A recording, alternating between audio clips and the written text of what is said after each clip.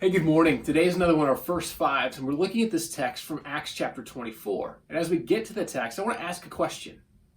Most of us will tell ourselves or tell others the same thing. We will tell them that if you do the right things for the right reasons, you'll get the right results. Or another way of saying that is, if I do good things will happen to me. But sometimes we don't know what to do when we've done good things and we get bad results.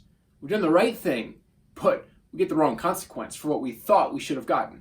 That really is kind of Paul's story. He's been doing God's work. He's changed his life. He's going in the right direction, and he finds himself arrested and on his way to be tried by the governor there from Rome. And so here's what we find as he finds himself before Felix, the governor.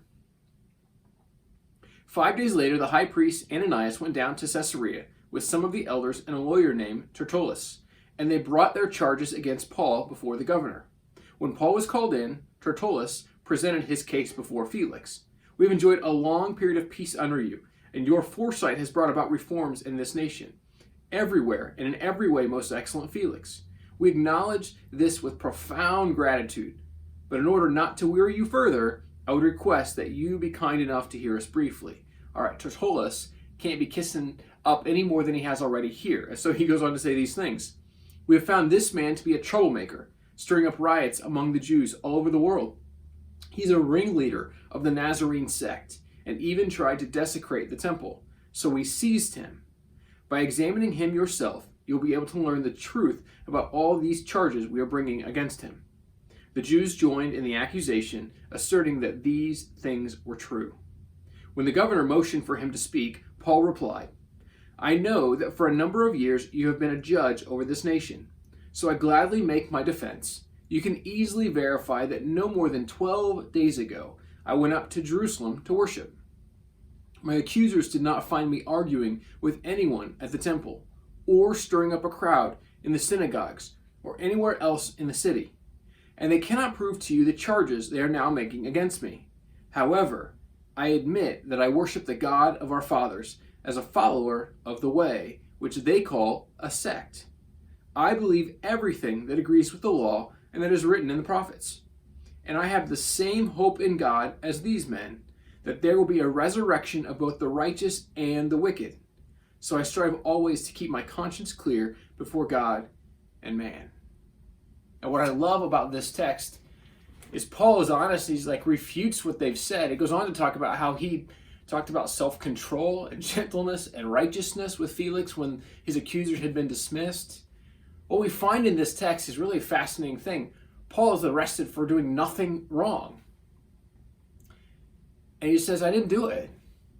He doesn't fight back. He doesn't yell. He doesn't fight. I mean, we don't have any record of that. In fact, what we have is he models almost what it looks like to be like Jesus. To speak truth, but he doesn't have to do it with anger or hostility. In fact, what we find, I love this last line of this section that I just read. He said this, so I strive always to keep my conscience clear before God and man. And one of the things that we find in the scriptures is that nowhere does God promise us that he's going to make us healthy, wealthy, and wise. That's not in the scriptures. He promises us that we can know life to its fullest.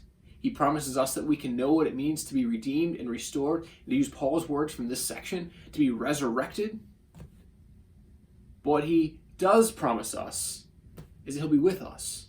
That doesn't mean we won't go through hardship or have difficult days. It doesn't mean that life won't sometimes be hard. It also doesn't mean that just because we do the right thing or the good thing, that we'll get a good result. But what it does mean, and what Paul is trying to make clear here by his confession, is I'm going to do the right thing regardless of the right result, because I want to live in such a way that my conscience is clear between God and clear between others. And so I can't help but think Paul's confession to Felix might be something of value for us. And so if nothing else, may you and I think on that last line today. Is my conscience clear between God and everybody else? And if it's not, maybe you and I should make that right now. And so if it's with God, begin to pray. If it's with someone else, pick up the phone.